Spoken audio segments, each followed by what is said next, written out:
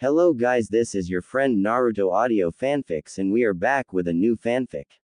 Which is what if Naruto revealed his true power? Naruto times Fem Kyuubi times Fem Haku times Fem Gaara times Fem Deidara times Hinata times Sakura times Ino times Tenten times Anko times Harem, Part 1. And if you enjoy this fanfic then please press the like button and subscribe to my channel for more fanfic like this. And now let's start the fanfic. Two shadows ran through the streets of Konohagakure, stopping only long enough to go through some of the trash they were looking through for some scrolls, and maybe some food.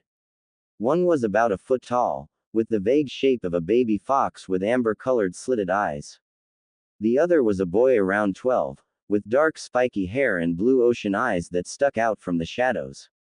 In fact, they both almost looked like shadows themselves, since it was a minor jutsu made by the boy himself. The little fox was making growling noises to the boy. "We must hurry. It is almost dawn, and the villagers will not want to see you this early, master." They could speak to each other using the canine language the Inuzuka knew well, so they had no problem with most of the dogs in the streets. As long as one pack didn't interfere with another, there would be no conflicts. In fact, he got along with most of the Inuzuka dogs, despite his scent of a fox. They once growled something about alpha, but he didn't understand just yet. The boy also made a growling sound, saying, "Don't worry too much, Akio. The villagers are quite lazy on Mondays, so we don't have to worry about them for a few more minutes, perhaps another half hour. But maybe we should return for a short nap." The little fox, Akio, yipped at its master, yawning as well from all the running the two of them had to do all night. They ran towards their apartment, ducking out of the way whenever a villager would pass by. Once in their apartment, they checked to make sure there wasn't any traps set up by the villagers, before letting their shadow jutsu drop, showing Naruto Uzumaki, the loud and obnoxious knucklehead of Konoha. He placed all the scrolls he found that night in a storage scroll. "You know, Naruto-sama," said Akio, "I sometimes wonder why you chose to be a loud and ridiculous fool as a disguise around the villagers. I understand that they would destroy you if you were to show your true strength, but why not be something a little more normal?" Naruto smiled and said, "Well, Akio, if you think about it, if I ever showed what my true strength was, the villagers would be after me with torches and pikes. I'm not sure why they hate me, but there are those that still care about me, and that's why I'll become more and more stronger. So it's better to stay hidden until I graduate this year, so once I become a shinobi, the villagers can no longer treat me as they wish. If they tried to harm me, they would be violating a fellow shinobi of the leaf, making their attacks a bit difficult to get away from. Not only that, if I act stupid I'll be ignored a bit more." Akio gave a small yip to show it understood. Naruto-sama was the kindest person it had ever met, and if it weren't for him, the little fox would be part of a queen's coat or something for its rare black fur. She may not have been any ordinary fox, but she could still die like any other one if done right. All the humans had to do was pierce the heart, and the fox would die instantly. If they hit any other part, it wouldn't matter, since its body was almost made of the same substance a shadow clone was made of. It could blend with the shadows and expand its body into any shape and size. All it had to do was collect the shadows around it and it could turn into anything. It would heal quickly, but it was a bit painful. "Well, off to bed now, Akio," Naruto said, and leaned down to pick up the little fox, holding it like a baby. Akio yawned, showing its small but sharp teeth in its mouth. They both cuddled into the bed and closed their eyes, ready to sleep for a few hours before finally going to the academy. In the morning, the alarm sounded, and Naruto fluttered his eyes open while turning the alarm off and saw he still had Akio in his arms. As the little thing started to wake up and stretch, it then brought up its left leg to scratch its left ear before looking up at Naruto and yipping. Naruto smiled at his little companion and patted it on the head. In a second, Akio turned around and walked straight towards the shadow of the couch in the direction of the door to be able to see anyone who tried to break into its master's apartment. Naruto smiled and tossed a doggy treat into the shadows as Akio started munching on it while Naruto put on his orange clothes that he usually wore for the mask he wore as the knucklehead of Konoha. "Get ready, world, here I come," shouted Naruto, while inside he was saying, "Soon, I can stop acting like an idiot and be myself." He smirked and started roof jumping to the academy to get a good head start on things. He couldn't make a regular clone, but he thought if he made more than just one, he couldn't kill them from pushing too much chakra into simply one. He went to the class, and saw he was on time for once. He didn't care and took his seat, right next to the screaming pink-haired banshee. He hated it a lot, but as the mask he wore, he had no choice but to oblige to his destiny. He turned to look at Sakura, the biggest screamer in the world. "Hi, Sakura-chan. You want to go on a date with me after school?" he asked, forcing his happy smile mask, while inside he was thinking, maybe I should drop the mask now. Maybe she won't punch me anymore and then I'll just leave her alone. That'll be a nice solution. Sakura did the very thing he expected her to do. She turned to him and said, "Leave me alone, Naruto baka. I'm trying to get Sasuke-kun's attention. See if I give a crap." Naruto wanted to scream, but held his smiley mask in place. "Pretty please, Sakura-chan. You keep wasting your time with him all the time, and he'll keep ignoring you, so you might as well be with me, right?" This only got him a big bump on his head from being hit by the pink banshee. He wasn't that hurt, since he already had been tortured hundreds of times by the villagers, but he wasn't about to let Pinky know that, so he pretended to be knocked out cold, which was easy, since all he had to do was keep his eyes closed and look asleep. He came to, after counting to 200, then just sat there, trying to get a date with the banshee. He noticed the sad and shy look of Hyuga Hinata. She had a cute habit of stuttering and poking her index fingers against each other, which made her stand out more than anyone else, since she was the heir of the ever-powerful Hyuga clan. Next to her was the walking hormone, Inuzuka Kiba. On his chest, inside his coat, lay Akamaru, his companion. He was still trying to get a date with her, but she refused in the most polite way possible. This, of course, wasn't left unnoticed by Naruto, who gritted his teeth in annoyance. "You just don't learn, do you, Mudface? I'll place you in your spot soon enough." He tried to ignore him, and thanks to Iruka and Mizuki coming into class, everyone was forced to sit down. "Alright then, we're going to start the exams now. I'll call your names alphabetical order and you will each perform a clone." As Iruka started calling out names, Naruto felt someone looking at him. He looked next to Iruka to see Mizuki-sensei looking at him with a glint of hatred in his eyes. Those eyes always made Naruto uncomfortable, so he laid his head down until the Tem finally returned to his seat with the cheerleading fangirls and began to brood. "Naruto Uzumaki," Iruka called out. Naruto got up while listening to many say he wouldn't graduate. He just shrugged it off and made the right hand sign before in a cloud of smoke, 3 Naruto clones appeared. The problem was they almost looked sick and pale, and were barely even standing. Naruto frowned when he felt that there was someone screwing with his chakra manipulation. He looked over to Mizuki, who looked like he was trying to suppress a smirk. Naruto wanted to say something, but Iruka said, "I'm sorry Naruto-kun, but you can't pass since you couldn't perform the jutsu right." He looked like he was in pain, and Naruto forced himself to cry as well. He knew that would be what Mizuki wanted, so he ran out of the academy. When everyone else passed and started being picked up by their parents, Naruto was crying, but only through the mask. In the inside, he was making plans on making Mizuki-tem pay dearly. He wasn't going to show any mercy to the gray-haired bastard. He was about to leave when he felt someone grab his shoulder. He knew the chakra signature of the person, and wanted to punch him, but knew Mizuki wouldn't just come up to him to be nice. He turned around slowly and looked up at the smiling face of Mizuki, who mostly seemed to be forcing the smile. "Come with me, Naruto-kun. I have a secret to tell you." he said, not dropping his smile that somehow turned into a smirk. Naruto thought, what does he want? He followed Mizuki until they were at the Hokage monument on the current Hokage's head. They sat down facing all of Konoha. You know, Naruto, started Mizuki, you shouldn't blame Iruka-san for not letting you pass. The guy cares a lot about you, so go easy on him. He turned to see Naruto nod. He turned back to the village and said, what if I told you there was a different way to become a genin? It's quite simple, really.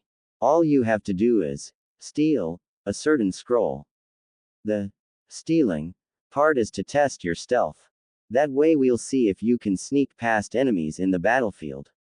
Then you have to learn one of the jutsu the scroll has, and you're all set. He gave Naruto a smile and stood up.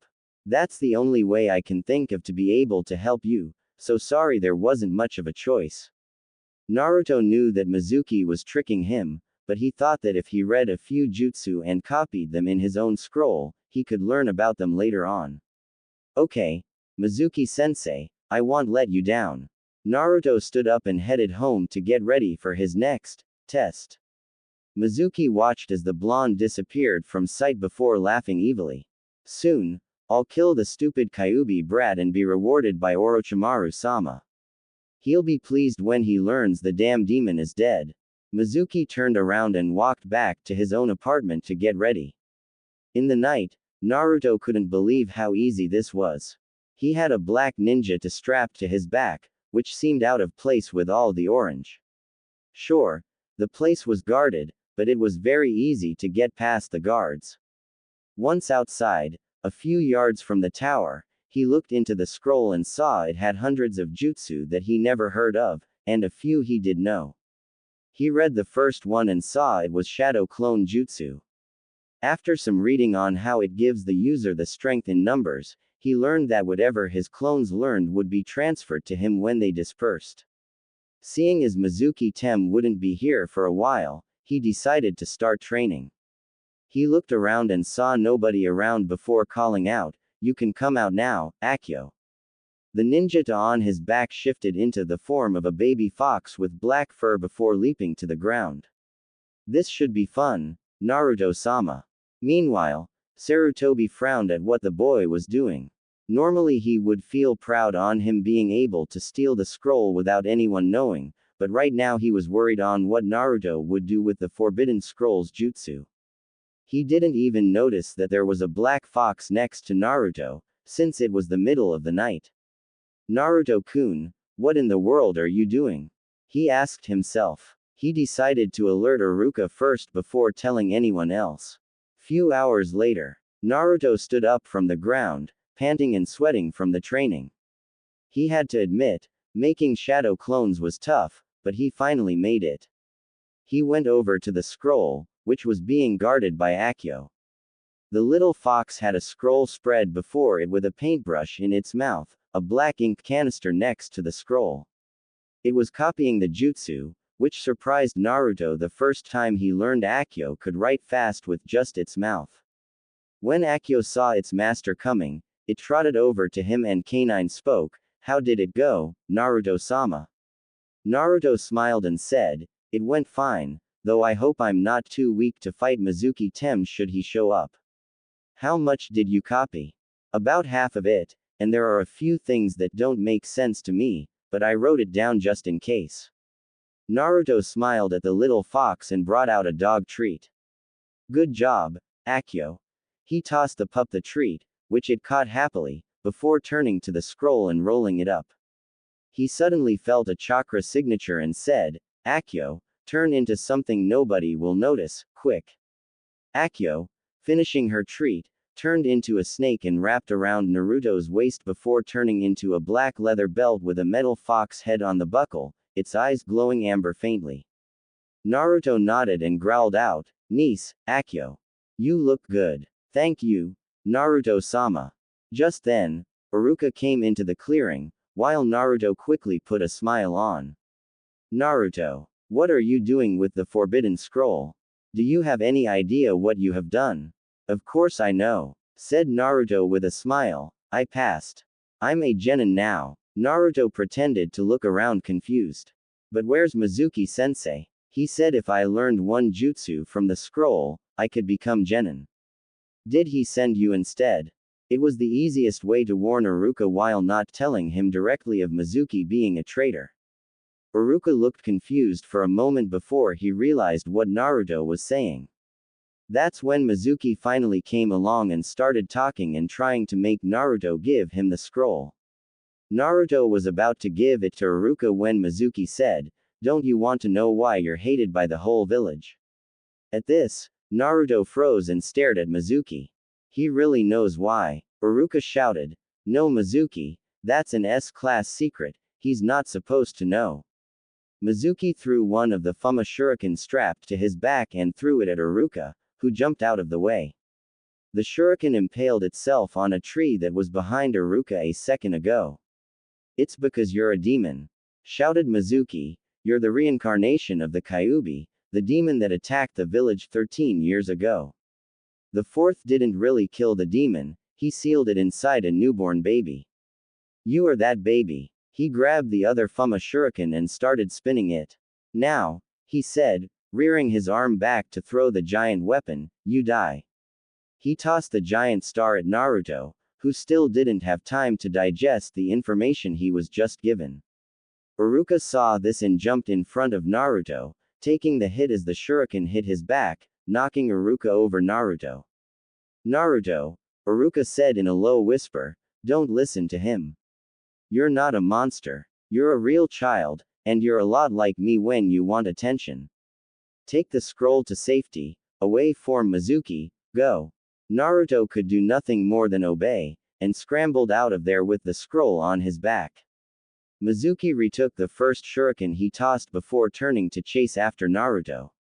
Iruka got back on his feet with a little effort before taking the giant shuriken out of his back and chasing Mizuki. Naruto had tears in his eyes, blurring his vision. "That's why they hate me. They think I'm the Kyuubi no Yuko. But Iruka-sensei said I'm not. What am I?" He didn't realize Akio returned to its fox form and ran beside him. The little fox was silent, but thought, Naruto-sama is the container of Kyuubi-sama. It explains why he has a fox-like scent, but he's nothing like Kyuubi-sama. Kyuubi-sama was a strong demon, but she wasn't evil. Why would she attack the village Naruto-sama protects? Something isn't right. Naruto saw someone catching up to him from behind and dove into a nearby bush, Akio close behind him. Naruto saw that Iruka and Mizuki were suddenly battling.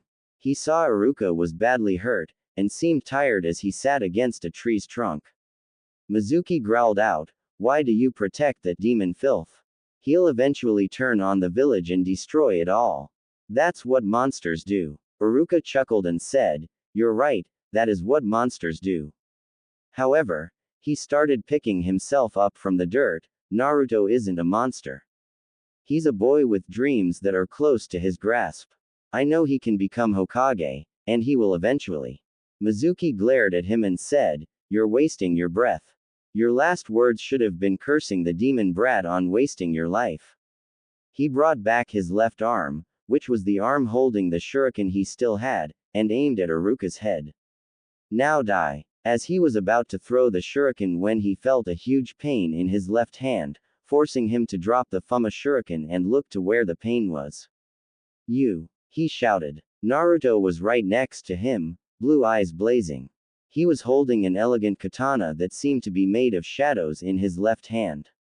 It had silver wind-like patterns all along the blade, along with an amber pommel that looked to be in the shape of a fox's fang. "Don't you dare hurt Iruka-sensei!" Naruto growled out, "or I'll destroy you." He twisted the katana, making Mizuki scream in pain. Soon, black markings started spreading around Mizuki's body. When he felt it burn, he turned again to Naruto. "What are you doing to me?" he shouted. "I'm placing you under one of my favorite jutsu. You won't be able to move for a long time, Mizuki Tem." "Shadow style. Black imprisonment," Naruto said, his eyes still blazing, almost glowing. Iruka could only watch in amazement as Mizuki's skin was covered by the markings until his skin turned pitch black, and his body slumped to the ground. Is he dead? Asked Iruka, who thought he looked rather dead. Naruto shook his head. No, just paralyzed. He can't move until I release the jutsu. Iruka nodded and wondered how a child around 12 could take down a chunin with a simple stab. He smiled and said, Naruto, get over here. Naruto went over to Iruka, Mizuki's body forgotten. Close your eyes. Iruka ordered. Naruto did, and after some movement, Naruto opened his eyes to see Iruka holding his goggles and no headband on his forehead. Naruto gave a big smile when he felt his forehead and said, Thanks Iruka-sensei. Iruka smiled at his student, feeling proud of him. He was about to say something, when the sword Naruto had melted into the shape of a baby fox with amber eyes. The fox turned to Naruto and gave a playful yip. Naruto smiled and bent down to scratch the back of Akio's ear, making the fox's tail wag. This is my partner, Akio. She's been with me for some time now. Naruto explained. Iruka gaped at the little fox. That fox, how can it was just. Iruka stuttered, not sure what to ask first. I'll explain it to you on the way back to the tower. Naruto said, Akio now on his head, riding the same way Akamaru did atop Kiba. Iruka simply nodded and followed the boy as he began explaining how he met Akio. Flashback. A 7-year-old blonde ran as fast as he could from a pack of drunk villagers. He had blue shorts, blue sandals and a white sweater. Since the villagers didn't care what happened to the kid, they could use him as a punching bag whenever they wanted. Naruto ran and ran, dodging anything thrown at him. Bottles, bricks, knives, etc. He turned to the left in the next corner and rushed behind an alleyway going to the back of a clothes shop. He ducked behind the trash cans and watched as the villagers ran past him. He sighed, and was about to run somewhere safe, when he heard a yelping sound like a dog being tortured. He looked inside the clothes shop through the open back door to see a man holding a baby fox by the tail. The little thing was barely half a foot, and had black fur and amber-colored eyes that were slitted. The man was quite muscular with a bald head and a bushy mustache. He was wearing a brown leather apron and brown boots with jeans and a white shirt under the apron. I haven't seen anything like you, mused the man. Maybe I can turn you into a nice scarf for some queen, little fella. The little fox, still yelping, looked in the direction of Naruto, who somehow found a voice that said, Please. Help me. I'll do anything you want. I smell someone with a fox's scent out there. If you can hear me, I beg of you. Help me. Naruto, like anyone seeing a baby fox being tortured, ran and punched the man right in the kiwis. The man buckled over and tried to catch his breath while Naruto and the fox started running like crazy. The man though one thing, damn demon protecting his followers. Naruto ran and ran, the black fox running next to him. The streets weren't crowded, so Naruto didn't worry too much that the villagers would see him or not. When they finally reached his apartment, they entered quickly. The lady owning the place knew Naruto for who he was and not the demon filth others thought of him. But they still got in sometimes, breaking some of Naruto's stuff and furniture. He closed the door as fast as he could behind him quickly. He turned around to face the little fox, which was surprisingly bowing before him. It made growling sounds, which, surprisingly, Naruto understood as, Thank you for saving me. I am eternally in your debt. Naruto blinked, then blinked again, then he shouted, I can understand you. The little fox looked surprised as well. It barked, or yipped, which somehow sounded like, you can. Naruto nodded his head and the fox looked amused. Interesting. I have heard of humans being able to speak to us, but never understand us. My name is Akio, a shadow fox demon. What is yours? Naruto. Uzumaki Naruto. Responded the scared little blonde boy, still shaken by being able to understand the little thing. Then again, he has been hearing voices saying random things about bacon and meats when he was around dogs. Not only that, the dogs were the only things that respected Naruto for some reason. If you're a demon, Why didn't you just kill that man-T that tried to hurt you? He asked. Because like humans, we demons are not simply born with powers. We have to study and train to become more and more stronger to be able to fight back. As demons and you humans are not completely different, Naruto-sama. We demons can die as well, but we're harder to kill, and we can stay alive for a much longer time than you can. Naruto nodded, still a bit confused, then asked, why are you calling me Naruto-sama? I'm still just a boy, and I'm not Hokage yet. Hokage. Is that your goal, Naruto-sama? Naruto nodded his head and said, once I become Hokage, people will have no choice but to stop underestimating me and see me with respect. They'll stop hurting me and I'll be the strongest out of all the Hokages. Believe it. Although Naruto couldn't tell, Akio was smiling. I believe you, Naruto-sama. End flashback.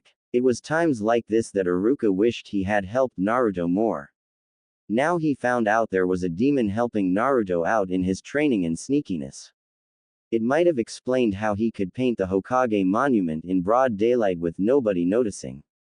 If he can do that in broad daylight, who knows what he's capable of during the night? He could be the greatest spy using shadows. After explaining how he met Akio, they both realized they now stood before the Hokage office. When they entered, they were met by Old Man Sarutobi, Kaharu and Homura. They didn't seem to notice the black belt he had on his waist. Explain yourself, boy, you have just stolen the forbidden scroll, so tell us what you were thinking besides being punished severely. Shouted Homura. Sarutobi raised his hand and smiled at Naruto. He fished a scroll out of his Hokage robes and tossed it towards the surprised blonde. Congratulations in completing your first S-rank mission, Naruto-kun. I'll see to it you get the payment for completing it, and a bit of a bonus for acting as the fool to help us see Mizuki for the traitor he is. I have sent Anbu to pick up the body of Mizuki-san. You didn't kill him, did you? Naruto shook his head and smiled then said, he's paralyzed, Gigi, so you won't have to worry about a thing. Hiruzen nodded, while the other two old counselors could only gape at the boy. How can he complete an S-rank mission? He's not a ninja, and shouldn't even be one ever. Demanded Kaharu. Sarutobi sent her a look before pointing with his pipe at Naruto's forehead. I see he has a Konoha headband, so I can only assume he is a ninja by the looks of it, am I right, Iruka-kun? Hi, Hokage-sama. Naruto-kun has passed a test much harder than that of the one taken by the other students, and is now a genin of Konohagakure. Iruka stated proudly. He gave a smug grin to the two seething counselors. They were red with anger, and all of it was directed towards Naruto, who seemed oblivious to the hatred shown by the two. While he was jumping up and down, he was thinking, take that, you fleshy old bags. Now then, I want you to go to and get those wounds healed, Iruka-kun. I don't want you to die now at such a young age. Sarutobi said with a smile. Iruka returned the smile and bowed before turning around and walking out of the office to begin his walk to the hospital. Then Hiruzen turned to Naruto and said, you're free to go now, Naruto-kun. Go and rest for tomorrow to meet your team and Jonin-sensei. Dismissed. Naruto nodded and ran out of the office, ignoring the glares the council elders sent him as he ran all the way home. Naruto woke up before his alarm went off and turned it off, excited about the teams that were about to be given out. He suddenly felt something heavy on top of him, and saw that in his arms was a girl around his age with straight platinum blonde hair that reached down to her mid-back. She also had two fuzzy black fox ears on top of her head with a bump under the covers where her black tail was, tipped in white. She was a cute girl with pale skin, not too white, and a beautiful body with a perky chest and a nice round butt. The girl almost looked angelic in his arms, making him almost swoon. She was gripping Naruto's shirt, making Naruto blush a little before shaking the girl a little. Akio, wake up, he whispered. Unfortunately, she only crept closer to him until their faces were pressed against each other. Naruto blushed even more and tried to wriggle out of her grasp, but found her tightly holding him. He shook her a little harder until she finally started to stir. She slowly opened her amber-slitted eyes and realized she was nearly on top of him. Of course, she simply smiled with half-open eyelids and said, "Good morning, Naruto-sama." She yawned, showing her pointy teeth. When she closed her mouth, it made a click sound, and she slowly started to shrink until she was a baby fox. "Sorry, Naruto-sama, but I wanted a bit more comfort while sleeping, and changed to my human form." "You are quite warm when sleeping," replied the little kitsune. It's okay, Akio. Just don't appear next time. I'm still too young for that," Naruto said, laughing sheepishly and standing up. "True." Akio then turned back into her human form, again. She wrapped her arms around his neck and whispered into his ear seductively, "But I'm not, Naruto-sama. You can do anything you want with your Akio-chan." Naruto's face blushed like crazy, and he could barely move. Akio giggled and released him of her grasp before lying on the bed, covering herself and closing her eyes. "Just kidding, Naruto-sama. You don't have to if you do not want to. When you are ready, you may do as you wish with any woman." She opened one eye and smiled. "Including me." Naruto sighed. It wasn't the first time Akio tried to seduce him anyway. He was about to put on his orange jumpsuit before thinking, maybe it's time Konoha learned what the real Uzumaki Naruto can do. He dropped the jumpsuit and ran to his closet. It had one half filled with the orange jumpsuits and the other half had a bunch of normal-looking clothes. But at the bottom, right under the racks, was a small chest that he opened to find the clothes he always wanted to wear. He pulled on a skin-tight dark blue sleeveless shirt with thick orange lines going vertically down his sides. It showed his arms rather well. He next pulled on a pair of black shinobi pants with multiple pockets for kunais and scrolls. Next was the blue shinobi sandals, then a pair of black fingerless gloves with a metal rectangle on the back. Last, but not least, he brought out a long box and opened it. Inside was a beautiful katana with a dark blue handle and a black sheath. He pulled the sword out and admired its beauty. Its handle was a foot long, while the blade was 3 feet. The blade had the kanji for merciless on both sides. He strapped it to his back so the handle was over his right shoulder. "Not bad, Naruto-sama. It fits you perfectly. Though, I don't understand why it is called merciless, when you yourself are full of mercy, except to those who anger you," said Akio, still on his bed. "Thank you, Akio. I don't know why, but I found it in the forest of death beside a dead man, and took it anyway. I no longer have to hide in the foolish mask I wore for many years now." Akio nodded, still not opening her eyes. "I am sure the village's female population will swoon at your looks, since I am restraining myself from doing anything inappropriate." She giggled and turned a shade of red in her cheeks. Naruto sighed, and was about to get out through his door, when Akio said, "Wait for me."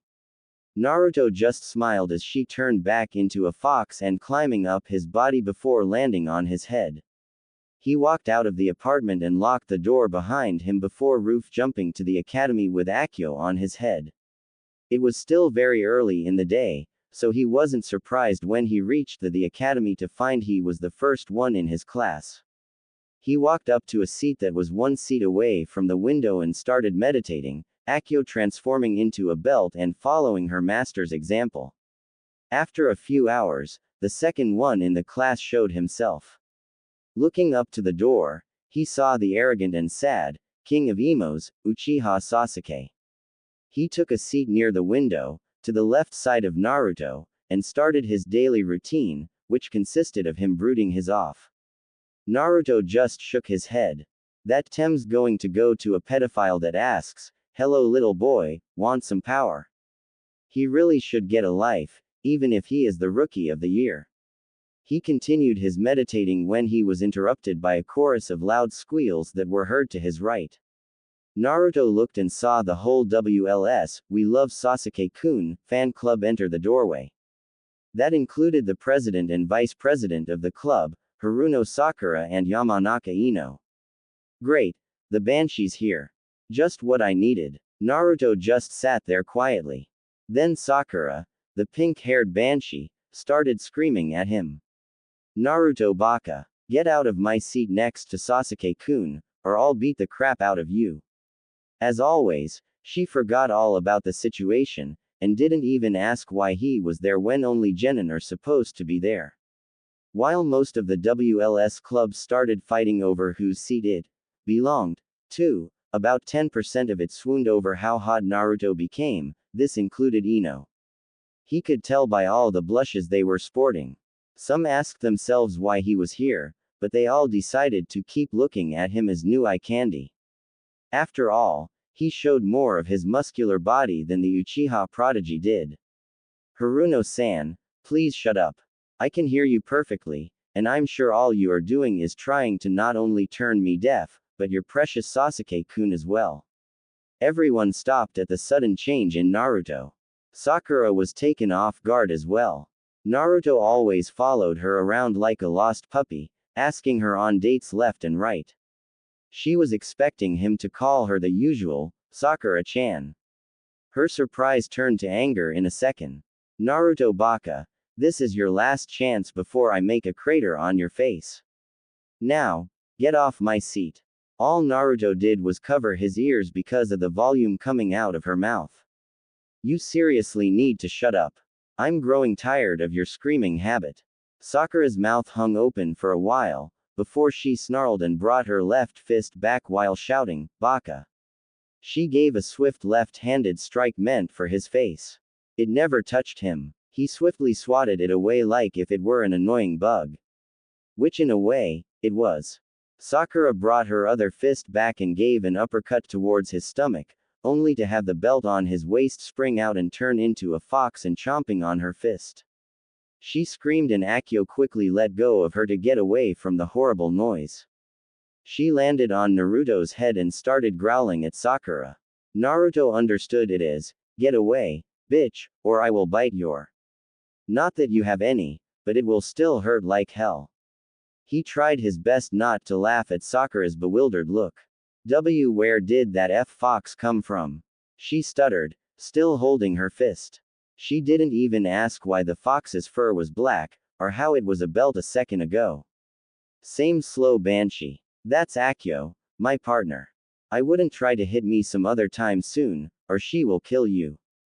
Naruto said calmly. Sakura just stood there staring at him like he had a second head. It's your partner? She asked, still surprised. Naruto raised an eyebrow. Did you blow your own eardrums already? Yes, my partner. Akio jumped from Naruto's head and landed on the desk. Some girls thought the little thing was cute, and the fact that Naruto thought of it as a she, instead of an it, like Sakura just did, made Naruto seem more nicer. Naruto decided he had enough of people bothering him, so he disappeared in a puff of smoke and leaves and hightailed it out of there. He reappeared upside down the classroom ceiling, Akio returning to her belt form. He was about to go back to meditating when he saw someone who wasn't swooning over the Uchiha prodigy. It was Hinata. He smiled and thought, looks like Harem is doing fine. Perhaps I will need to help her in coming out of her shell of uncertainty. Ah, the Hyuga girl. She seems rather nice. I see why you speak highly of her, Naruto-sama. She is quite beautiful. Though, she seems uncertain of herself, said Akio. True, but that's another reason why I tried my best to become genin. I want to make sure she becomes as strong as she can be, without the Hyuga clan looking down on her.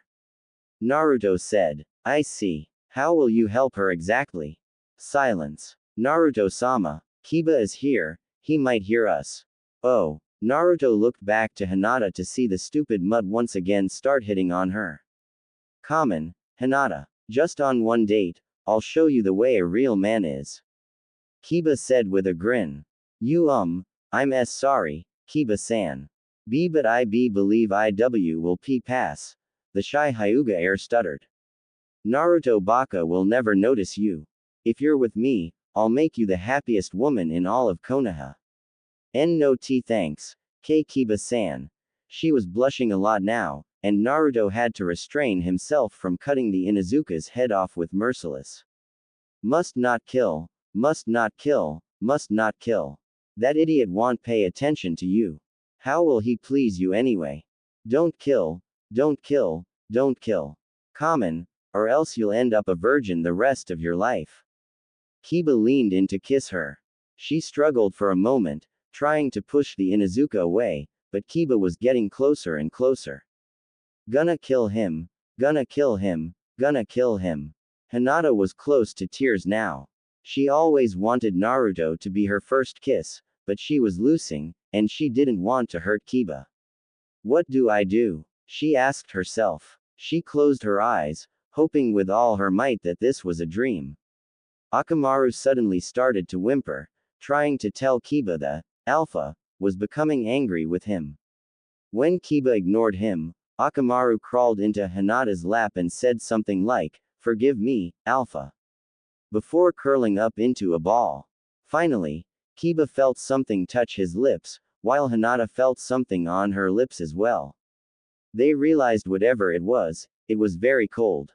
The two of them opened their eyes to find a katana right between them.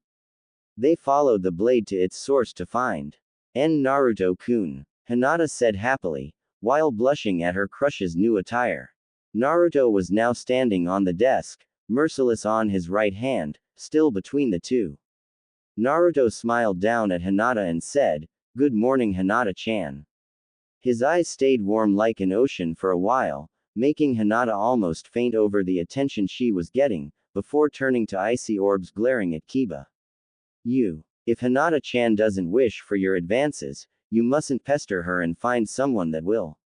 Though I doubt anyone ever will with your attitude." Kiba glared at Naruto and shouted, "Baka. I almost had Hinata give me a kiss, but you ruined it. What the hell are you doing here anyway? You're not a genin, so get lost, Dobi." The ruckus was bringing a few eyes in their direction now. Some girls blushed on seeing the orange-loving boy again. "Listen well, Mutt," Naruto said in a low growl, "you were going to kiss her. She didn't want you to kiss her, so you technically can't say she was about to kiss you. And one other thing, look at the forehead, Yaki. I became a genin passing a different test from everyone else here." Kiba just glared at him before climbing the desk and getting in a fighting stance. "Oh yeah, common Akamaru, let's show this idiot who's the alpha around here." When he didn't hear a reply, Kiba turned and was surprised Akamaru was in Hinata's arms while sending apologies to Naruto. I'm sorry, Naruto-san. But Kiba would not listen.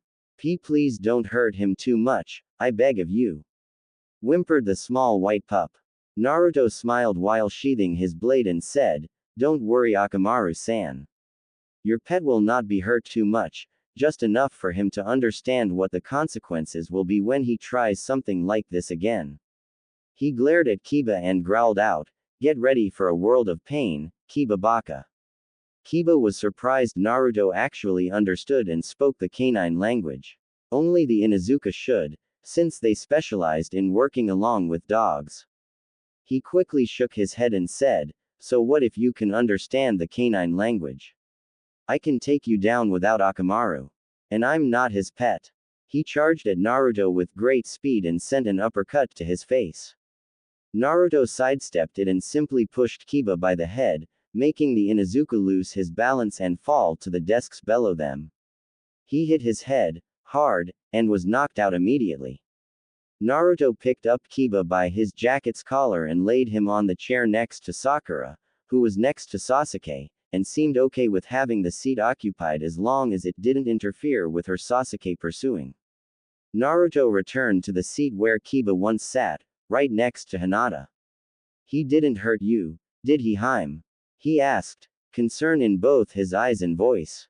Hinata realized Naruto's voice also became a little deeper, making him even more attractive. Her face red, she shook her head. No Naruto-kun. He didn't. Naruto nodded and said, "Good. I don't want to have to do anything severe just to keep him away from you. Don't ever hesitate to come to me for any help I can give you." He smiled and rubbed her cheek with his hand, making her let out a small, eep sound from being touched by her crush. That did it. Hinata fainted right on the spot. Geez, Naruto. Why do you always make her faint? So troublesome. Mumbled Shikamaru Nara, the laziest genin in the whole class. He was smart, but didn't have much motivation. Next to him was Choji Akamaiki, his best friend, munching on a bag of chips. Naruto turned to Shikamaru and said, I don't know what you're talking about, Shikamaru. I just want her to know I'll always be there for her should she need me. What a drag, was Shikamaru's response. Naruto smiled and shook his head. Akamaru, still on Hinata's lap, asked, Where is Akio-san? Naruto said, You can come out now, Akio. They heard a yip from Naruto's belt, and the belt melted into the shape of a little fox. Good morning, Akamaru-san. I see Kiba still has some discipline to undergo for his behavior. Yes, I suppose so. The little dog turned to Naruto. Forgive him, Naruto-san. He believes every second of the day is mating season. Naruto laughed and said, Don't worry, Akamaru-san. I accept your apology, but it might help to keep him on a leash. Akamaru barked in agreement and went over to sit on top of Kiba's still unconscious head. Akio went to Naruto's head and started sleeping for a while.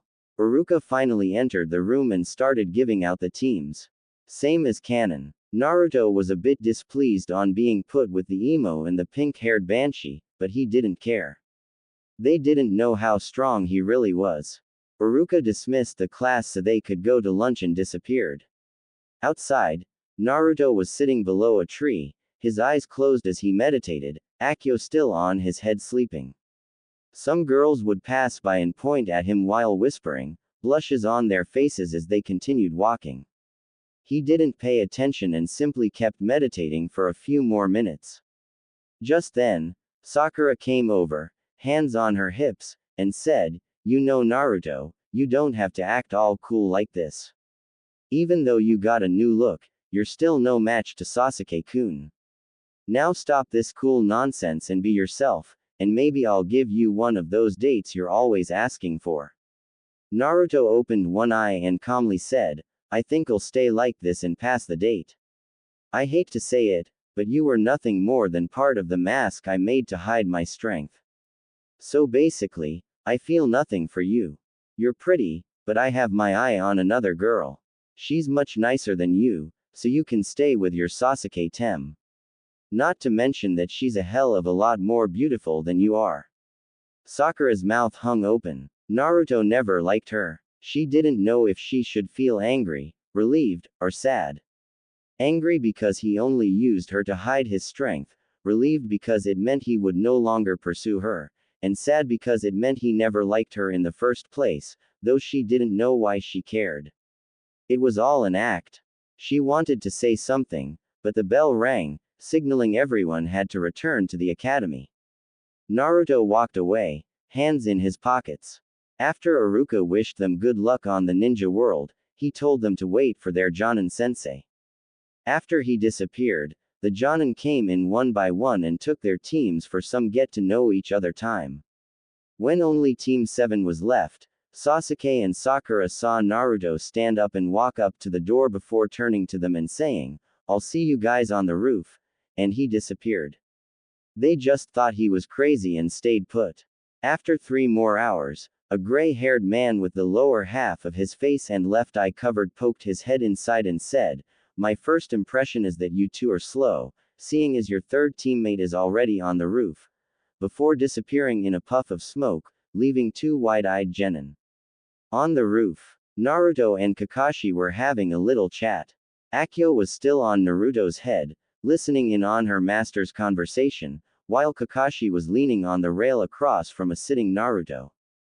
So Sasuke is an arrogant prick and the Haruno girl is simply here because she wants the Uchiha prodigy to notice her, huh? Asked Kakashi, earning a nod from Naruto and a yip from Akio. It's no surprise Sasuke is a prick, since most of the Uchiha believe everything should be handed to them without them doing any work. The only one that didn't seem to be a prick at all was Itachi and my comrade, Obito. I just wish they were here. Naruto nodded and asked, when he was in Anbu, he was the one with the weasel mask, right? Earning a nod, he was a nice guy. It's hard to believe he would slaughter his whole clan just to test his limits. At this point, his eyes narrowed. Why does something stink here? He was a great guy, and he wasn't evil in any way. It doesn't seem right. You know, said Kakashi, you have a point. He was always a nice guy, and wasn't proud in using his Sharingan all the time, only when necessary. His clan also became a bit shifty-eyed a few days before he killed them all. Maybe they were hiding something. When he was around, you would get less hurt by the mobs of villagers. Maybe I shouldn't have retired. I should have stayed to protect you. Sorry, Naruto. Naruto waved his hand dismissively. Don't worry. What matters right now is that I'm alive and I now have you as a sensei. Kakashi's face saddened a little and he said, I hate to say this, Naruto, but the council has ordered me to concentrate mainly on Sasuke. I might not show you and Sakura many things, so you're almost on your own. Kakashi expected Naruto to get angry and yell at him, and he would have accepted it gladly, but Naruto surprised him by saying, it's okay. I know more than I let on. I'll see if I can teach Sakura a few things, but if she lets her fangirl attitude get in the way of making her stronger, I can't guarantee anything. Kakashi gave him an eye smile and said, thank you Naruto, I owe you one. I'll see how I can repay you. Naruto nodded and at that moment, Sakura and Sasuke came in, looking very pissed. They sat down and Kakashi said, okay then, now that we're all here, let's get to know each other. Tell me your name, your likes, dislikes, hobbies, and your dreams for the future. Sakura raised her hand and said, why don't you go first so we have a better idea on what to do, sensei? Kakashi pointed at himself with a questioning look, as if asking if she was referring to him. When Sakura nodded, he shrugged and said, well, my name is Hatake Kakashi. My likes are none of your concern. He patted his kunai holster where his book was and smiled before continuing, as for my dislikes, I don't feel like telling you. I don't have many hobbies. My goal and my dreams for my future, I've never given it much thought. Sakura and Sasuke sweat dropped thinking, he only told us his name. While Naruto shook his head and thought, mourning for the rest of your life over your lost comrades. What a future. Kakashi pointed at Sakura and said, you're next, Pinky. Sakura glared at him and sighed while mumbling under her breath, then starting. My name is Haruno Sakura. My likes are, she glances at Sasuke and blushes, my dislikes are, she glares at Naruto, which has Akio growling, bring it, bitch. My hobbies are being with, again, she looks at Sasuke with a giggle, and my dream for the future is, she again looks at the brooding Uchiha while squealing. Naruto and Kakashi sighed and Kakashi pointed at Naruto and said, you're next, Blondie. Naruto nodded and started. My name is Uzumaki Naruto. My likes are ramen, Akio, yip. And those precious to me.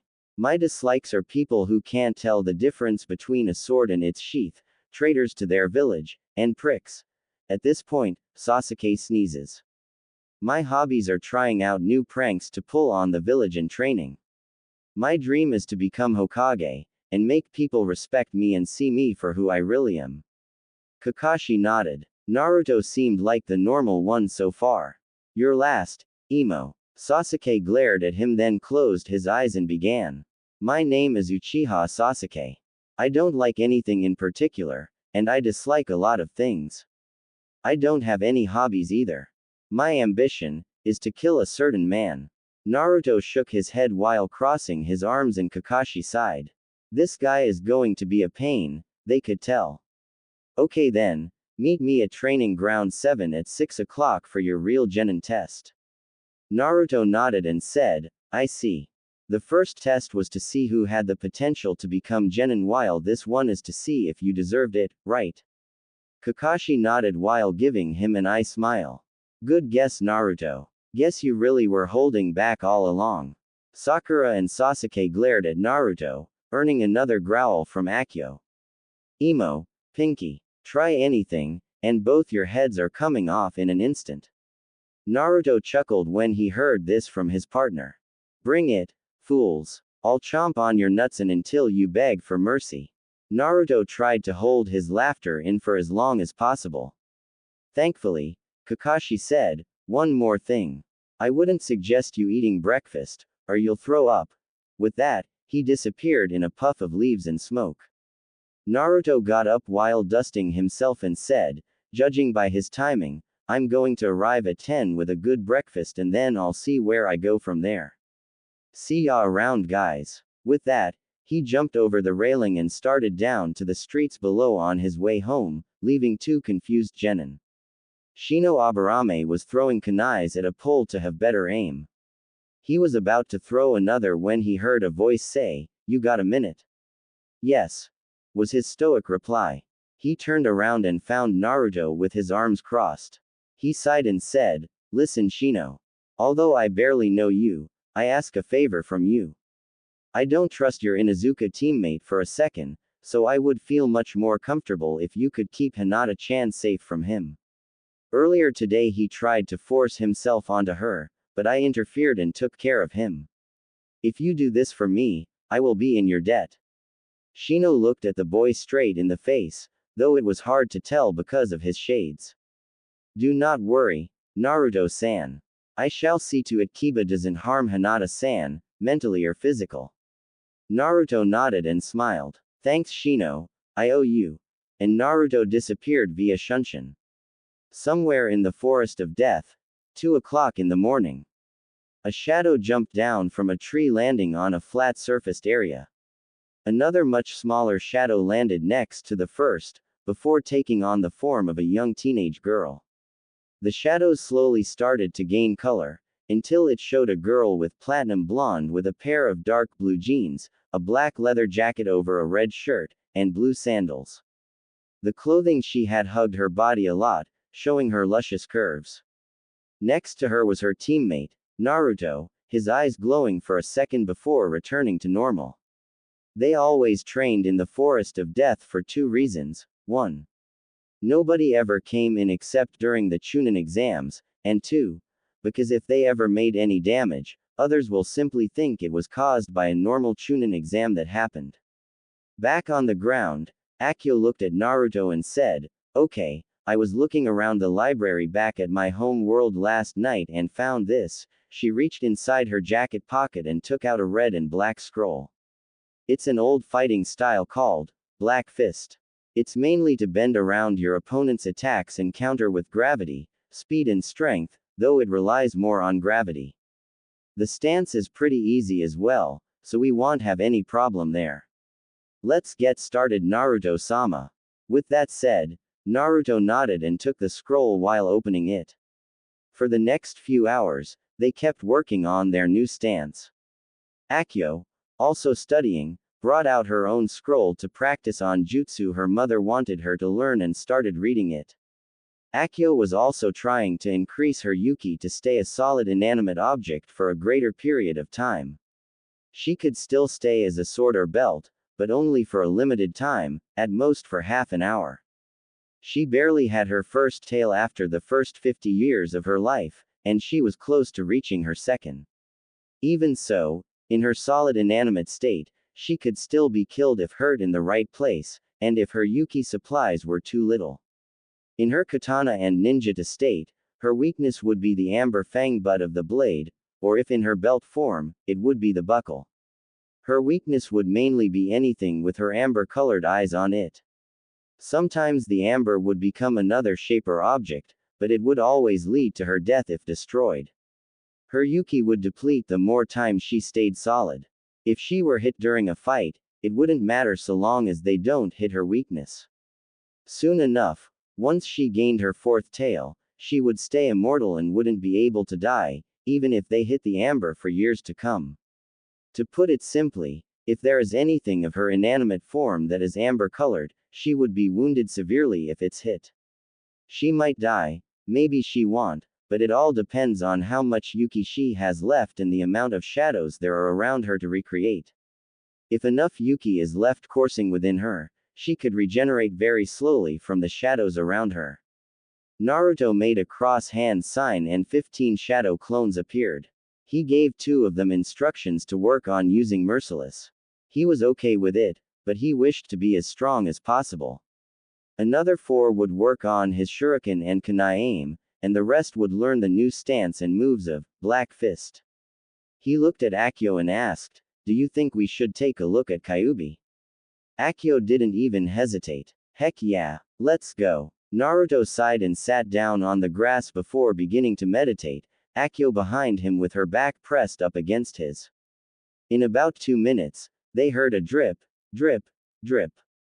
Naruto snapped his eyes open and saw that he was in a sort of sewer. Naruto looked behind him to see Akio with her eyes still closed. He leaned next to her and said, "Come on, Akio, I think we're here." Akio's eyes were open and she was on her feet in a second. "Cool. Where's Kyuubi-sama? I wanna see." Okay. Naruto interrupted her. "Let's go look around." Training Ground 7. 6 o'clock. A sleepy Sakura arrived just as Sasuke appeared as well. They looked at each other for half a second before Sasuke turned away from the pink-haired girl, who immediately started asking him for a date. They expected Kakashi to show up and get angry with Naruto that he wasn't here, but. Training Ground 7. 10 o'clock. The 2 hungry and tired genin looked up to see Naruto walking up to them with Akio on his head, still sleeping from staying up all night. He had a hand on his stomach and he made a small burp before saying, "Excuse me." The other 2 just glared at him and just continued with whatever they were doing. Naruto walked over to a tree before sitting down at the base and opened a scroll, the same scroll that had the few jutsu Akio managed to copy down from the Forbidden Scroll. While he read, Sasuke came over with his usual pricky strides. "Fight me," he demanded. "No," Naruto said, not looking up from the scroll. "What? Are you scared?" taunted the Uchiha. "No." "Then fight me." "No. You're nothing but a coward, Dobi." "No, I'm not, now leave me alone." Naruto now had a tick mark on his head, and he was ready to punch the Uchiha. Sasuke finally stopped bugging him and went to a tree to start brooding, again. Naruto just sighed in relief and continued reading. He kept reading the scroll for about an hour, listening to the growls of his teammates' stomachs, until Kakashi finally arrived with a simple, "Yo." And what happened next was obviously inevitable. "Hey, you're late." From Sakura. Sasuke, being a prick as always, glared at the man, and Naruto just stretched and said, "Good morning, Kakashi-sensei," while Akio woke up and yipped a hello to the white-haired scarecrow. Kakashi nodded at the blonde genin before saying, "Okay then, now that I'm here, let's begin your test." He took out 2 bells from his pocket and said, "It's quite simple. Just take these bells from me, and you pass." Sakura, being the one to say the obvious, said, "Kakashi-sensei, there's 3 of us. Why do you only have 2 bells?" Unbeknownst to everyone else, Sasuke was thinking the exact same question. Yep, even the famous Uchiha was nothing but a stupid idiot who was pampered by the council elders. Naruto sighed and Akio growled, "What a bunch of stupid idiots." Kakashi restrained himself from slapping his head on Sakura, stating the obvious. "Well, there's 1 for 2 of you, meaning 1 of you won't pass. While the other 2 pass, whoever doesn't will be sent back to the academy. If none of you get a bell, you all get sent back." Sakura had a look of disbelief while Sasuke's face just stayed the same. Naruto's eyes narrowed for a second. "I thought genin were assigned teams to work together. This will only make us compete against each other just to get a bell," he thought. Kakashi brought out a clock from Kami knows where while placing it on a tree stump and setting it to 12 o'clock. He also took out 2 boxes from, again, Kami knows where and left them on a stone. He then faced them all and said, "You have until noon to get these bells. The only way to get them is through the intent to kill. Ready, set, go." With that, all 3 genin disappeared and hid where Kakashi couldn't find them. Well, Naruto was successful in doing so. Sasuke was barely visible, but did a fine job nonetheless. And Sakura wasn't having a good time with her bright hair when in a tree. Kakashi then reached into his kunai holster, the genin tensing in seeing him do this, and brought out a book. Kakashi started reading the little orange book and would sometimes giggle pervertedly, making Naruto have a good idea of what the book contained. He gritted his teeth knowing he had a perverted sensei for Kami knows how long. Well, at least I have a form of what his weakness is, he thought, though he decided Kakashi was simply way too weird to try to use that as a weakness. He then made a hand sign and 3 Naruto clones appeared behind him. He nodded, and all 3 of them disappeared in blurs. All 3 clones surrounded Kakashi, who was impressed slightly. Already knows shadow clones. Not bad for Sensei's son. I just wish I could teach him something and not get stuck with Sasuke. Why did Obito and Itachi have to leave me with this kid? Kakashi thought. He just barely blocked the kunai that would have cut off the strings on his bells. Lol. Whichever came first, it was pure instinct that he got a kunai out of his pouch, as his kunai knocked the other out. He realized he was being attacked, and took up a defensive stance. He looked around and only saw 3 clones. Only 3. I feel disrespected, Kakashi said with an eye smile. It quickly turned to one of alarmed as he was attacked at the same time by all 3 clones. They made a horizontal slash, making a triangle between them. If Kakashi hadn't jumped upwards, he would have been cut in half. However, the clones were expecting this, so they all jumped upwards, bringing their swords back. Again, in synchronization, they attacked at once, more metal clanging as the blades hit a chunk of wood that appeared in a puff of smoke where Kakashi once stood. I know I said they needed to get the bells through the intent to kill, but this is just ridiculous. Kakashi thought, fearing for his life. He decided it would be a good idea to retaliate. He shunshined behind one of the Naruto clones and punched him on the back. It quickly puffed out of existence, the other 2 appearing from the smoke and letting out a barrage of stabs that almost got Kakashi. He was scared for his safety now, and he sure didn't want to use his Sharingan on a genin. This kid really did hold back in the academy. One of them kicked him on the stomach while the other punched his face, hitting his jaw hard. Now imagine his surprise when the 2 simply waved goodbye and disappeared with smiles. Kakashi just looked confused for a moment, before looking down to make sure he wasn't injured. His eyes, widened when he realized he only had one of the bells strapped to his belt. What the? When did he get one? He looked around and tried to find Naruto's chakra signature. But he either ran too far away, or he was really good at hiding his chakra signature. Elsewhere, Naruto was jiggling the bell in front of his face, admiring his clone's work. They may not have been as strong as him, but they did the job with numbers and smarts, all adding up to Kakashi fighting the equivalent of just one Naruto alone. And that's with no Akio. Naruto, under a pair of bushes, put the bell away in his pocket and started looking for the rest. He appeared behind Sakura and whispered, "Hey." Naturally, she jumped and was about to scream, but Naruto acted faster and covered her mouth before she could make any noise and held her close to his chest so she wouldn't struggle. "Shish. Sakura, it's me," he hissed out. Sakura finally realized it was Naruto and calmed down a little, before realizing who was behind her. She grew angry and hissed, "What the hell are you doing here, Naruto baka? You nearly scared me to death." Naruto just sighed and started explaining on how one genin couldn't take on a jonin, but left out that he just did. His plan was simply to help Sasuke and Sakura to get a bell, then give his to one of them.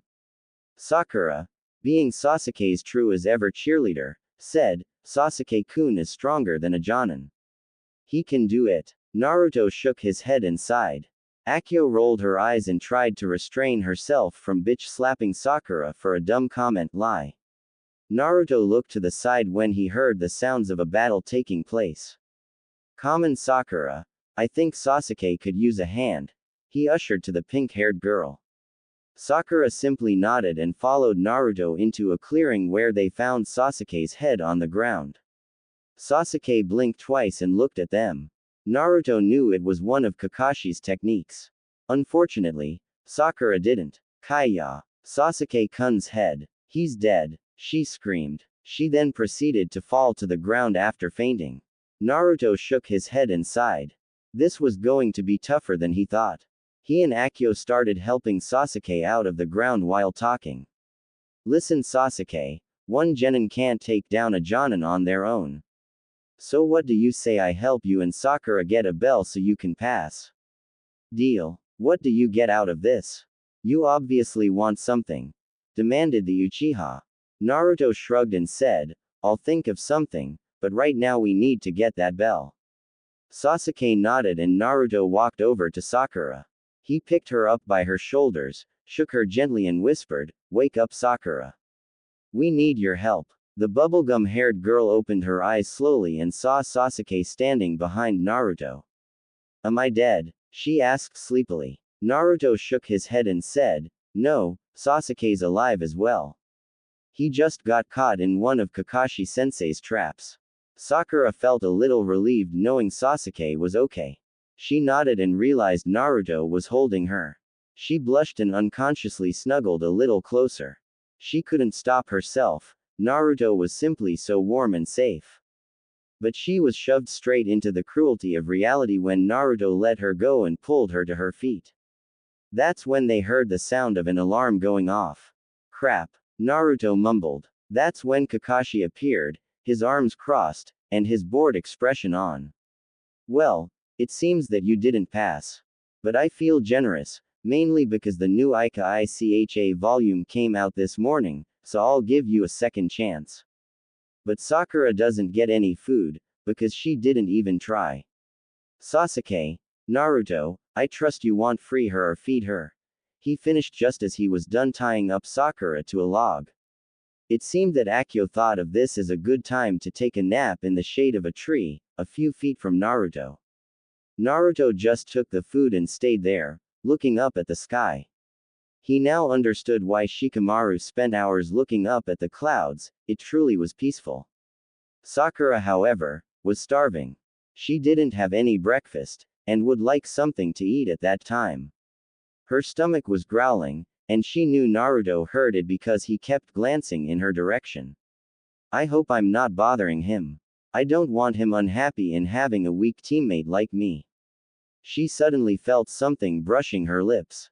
She looked down and realized there was a piece of rice hovering close to her lips being held by chopsticks.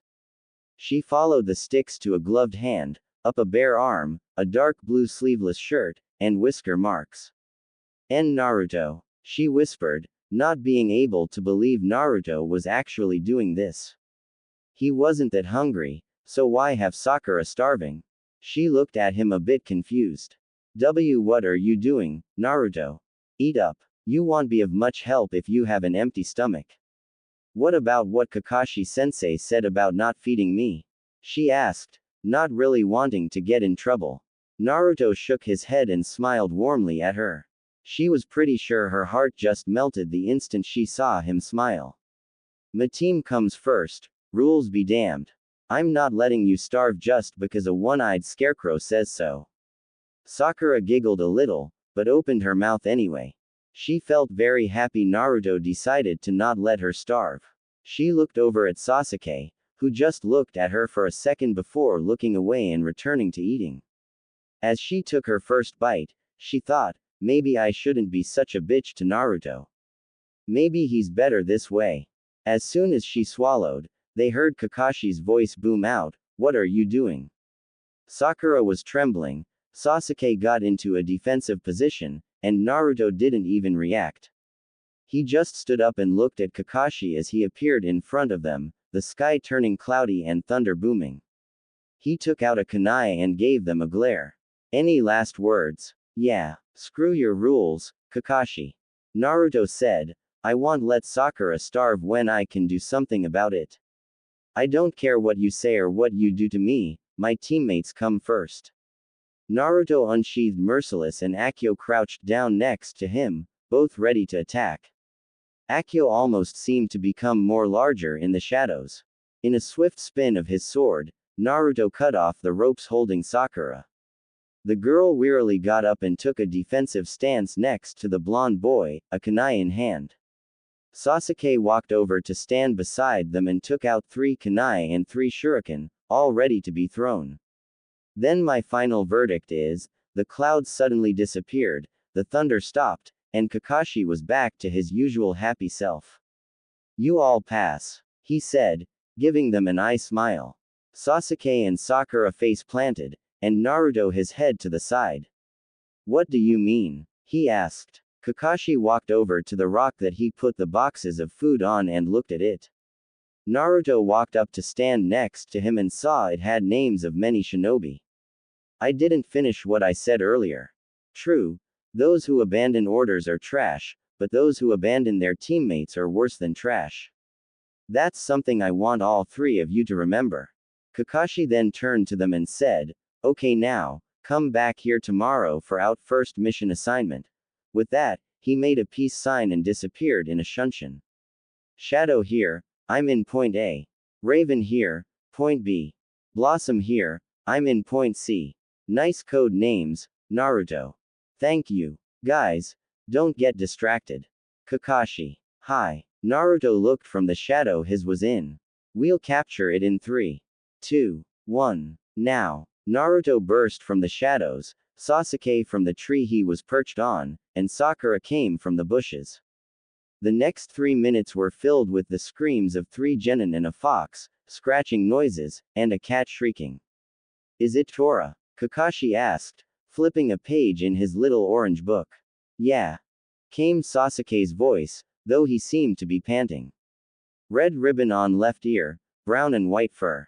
This is Tora all right. Good job team, Kakashi said, putting his book away for reading later on. It had been like this for days. Team 7 would go to the tower and get a D-rank mission, almost half of them being to capture Tora. The little thing simply never stayed with the daimyo's wife. Naruto didn't blame the poor thing. Tora was once again suffocated by the daimyo's wife's bone-crushing hug when they were back in the mission room. Naruto had enough. For what felt like the 73rd times he and his team had captured that cat, and he didn't plan on doing it again. There they were, Tora being petted by Naruto and purring in his arms. The daimyo's wife got up and crushed the cat with one of her hugs. Sasuke smirked, thinking the cat got what it deserved. Sakura thought, poor kitty. Naruto cringed and Akio was thanking Kami over and over again for being with Naruto.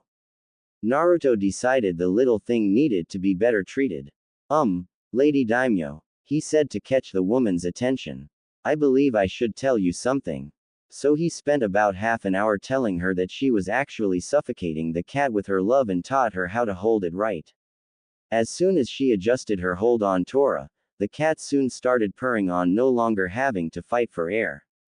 The daimyo's wife thanked Naruto and paid the Hokage double of what she usually paid, before exiting the room with a happy Tora. Once she left, Naruto turned to see that everyone was staring at him with wide eyes. What? As they walked through the streets of Konoha, Team 7 was on their way to get another mission after painting a man's fence. They've been doing D-ranked missions day after day, learning minor things like tree walking. When Kakashi felt a need to be nice, he would show Sakura and Naruto something Sasuke wasn't learning. The team became quite famous when it was found Naruto had gotten rid of the Tora problem, though the few that trained in tracking no longer had any cat to practice on. Some of the teams even came to him and thanked him for finishing the problem and having the guts to do what others couldn't, to correct the daimyo's wife on how to hold Tora. Naruto didn't really see the big deal. Sure, he knew the daimyo's wife could probably have him arrested for correcting her or something, but he only taught her how to hold the cat without killing it. That's it. As they walked to the tower to get a new mission, Naruto was thinking. Maybe now would be a good time to get that C rank. Naruto thought. He then looked at his team and said, well, looks like we start a whole new day in finishing even more D-ranked missions. Right guys? This might take days. With the more words he said, the more a different part of his teammates would flinch. Either their elbows, hands, eyebrow, leg, fingers, anything would flinch, and Kakashi could tell Naruto was up to something. Akio was yipping away at anything that moved, and soon started chasing a blue butterfly. Naruto smiled watching her play. Although she was around 50 years old, she still acted like a child when she wanted to. Except when she tried to seduce Naruto, which had decreased slightly. She either decided to give up, or she found something to do that's better. Whichever it was, just thinking about it made a chill go up Naruto's spine. As they entered the office to get another mission, Kakashi made his usual greeting. Team 7 awaiting for the next mission, Hokage-sama. The Hokage looked up and smiled. Good morning, Team 7. Well, today there's painting a fence, walking some dogs, finding a lost rabbit, helping someone garden, helping someone move into a new house, getting some sue. No, screeched Sakura. No, I've had enough of these D-ranked missions. We need something that's not even a mile close to being a simple chore. We're ninja. Give us something higher ranked. By the time she was done, her face was red and she took a deep breath from all the screaming she just did without stopping to take a breath. Iruka glared at her and said, Sakura. Show some respect to Hokage-sama. He knows when you are ready to take on different missions, so don't complain. Actually, said Sarutobi, they've been ready for about a week. Kakashi said they just needed to ask. The three genin turned to said Scarecrow, whose nose was still in his orange little book. He tried his best to get his head inside the book to hide from the glares from Sakura and Sasuke, Naruto's eyebrow, and Akio's barks that sounded vaguely like laughter. He finally looked from his book and gave them an eye smile. What? You had to be sure that you believed that you were prepared, or else it wouldn't have been good for any of you. Naruto shrugged while Sasuke and Sakura humphed while looking away from him. Sarutobi sighed and said, all right, I'll give you a C rank. After digging through a pile. Your job is to escort a bridge builder to wave and protect him from bandits until he's finished with the bridge. Iruka, will you please go get him? Iruka nodded and stood up to get the client, Tazuna. Now then, Sarutobi said, let me explain how the ranking works. And for the next few minutes, Hiruzen started telling them about the Genin, Chunin, Jonin and Kage missions being divided. When he was done and looked at the team before him, he almost lost it. So, what do you think, Naruto? Asked Sakura, holding two vials with different nail polish in them. Which is better, the red, or the green? Naruto thought, placing a hand on his chin and looking closely at the vials. Red, it seems to go good with your dress, and it's not too bright. Ah, thank you, Sakura said happily. Sasuke was meanwhile pestering Kakashi to teach him something lethal, while Kakashi himself was trying to read his book while blocking out Sasuke's voice. Hey, shouted the old Hokage, pay attention to me. All four members of Team 7 turned to him. Kakashi put a hand behind his neck and said, sorry Hokage-sama. Did you say something? Hiruzen's head slammed into the desk, almost ready to go all Kage on the teams, when the door opened to show Iruka with an old man around 40 drinking some sake. The old man looked at Team 7 and said, this is what I get. A bunch of kids, a black fox and a one-eyed freak. The blonde one looks okay, but the pink-haired one looks like a freak that belongs to a circus. Naruto and Kakashi had to hold back Sakura as she tried to kill the man. Sakura, Naruto said, I'm pretty sure we're supposed to protect him, not kill him. Sakura calmed a little, but still glared at the man. Meet up at the north gates in an hour, ordered Kakashi, before puffing out via Shunshin. Naruto did the same, though his was with black smoke and a bit of red in it. The other two had no choice but to walk home, something that an emo wasn't happy about, and a pink-haired girl had no problem with. In his home, Naruto and Akio were getting ready. He thought about Kyuubi and wondered what to do. The demoness was kinda nice. Flashback. Naruto and Akio, still in her human form, walked through the sewers that was supposed to be Naruto's mind. As they kept walking, they heard the faint sound of whimpering and something else, sobbing. As they neared the end of the corridor, they could see a room almost big enough to fit the Hokage monument inside of it, and an equally large gate on the other end of the room. That was where the sobbing came from. Naruto looked at Akio a bit confused, only to find she had the same expression of confusion. He walked a little closer to the gates and listened to the sad crying. Naruto looked inside to find what seemed to be a red shivering ball of fur. He slipped through the bars of the cage, Akio not far behind, to see a young woman around his age curled up in a ball with her legs hugged against her chest. She had red hair that reached her butt, it curled upwards almost like fire. She also had two red fox ears on top of her head, tipped in black, though they were currently pressed against her head like when dogs are sad. Then he noticed the set of 9 tails attached above her butt, all of them curled up and hugging her body. The next thing was quite unexpected. She was, and her tails were the only thing keeping her modesty. When Naruto was a few feet from her, he kneeled down and put a hand on her shoulder. As soon as he did, the red-haired girl swung around and clung to him by placing her arms around Naruto's neck. He was startled for a moment, confused on what to do, then began hugging the girl back. She kept crying for a few minutes, murmuring apologies and pressing her face to his chest.